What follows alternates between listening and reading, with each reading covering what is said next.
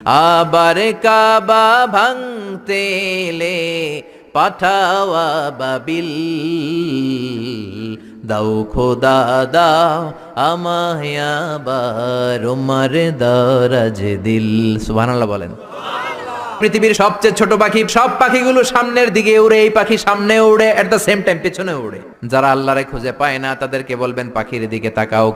আওয়ালাম ইয়ারাউ ইলাত তায়রি ফাওকাহুম সাফাতিন ওয়া ইয়াকবিদ মা ইউমসিকুহুন্না ইল্লার রহমান ইন্নাহু বিকুল্লি শাইইম বাসীর। নাস্তিকগুলো কি আমার পাখিগুলোর দিকে তাকায় না? সুবহানাল্লাহ।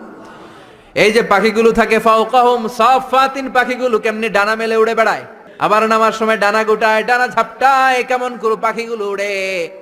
শূন্যের মধ্যে পাখিগুলো কেমন করে উড়ন্ত থাকে, এই পাখিগুলোরে শূন্যে ধরে রাখলো কে? কেউ ওদেরকে শিখায় নাই, শিখিয়েছে আল্লাহ। আল্লাহ বললেন পাখির দিকে তাকাও। আওয়ালাম ইয়ারাউ ইলাত তায়র, কারণ পাখির মধ্যে নিদর্শন আছে না নাই?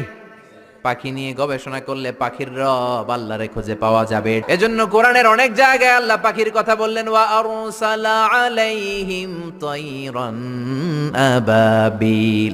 আবাবিল পাখি দিয়ে আল্লাহ আব্রাহারে শেষ করলেন। এরপর সাইয়েদনা সুলাইমান আলাইহিস সালামের একটা পাখি ছিল, নাম কি? হুদহুদ। ওইটার জুমিং পাওয়ার এত বেশি ছিল পাখিটার চোখে, সাইয়েদনা সুলাইমানের সিংহাসনও চড়তো, পাখিটাও চড়তো। আর কত নিচে সুমিষ্ট পানি আছে, এত উপর থেকে ওটা দেখে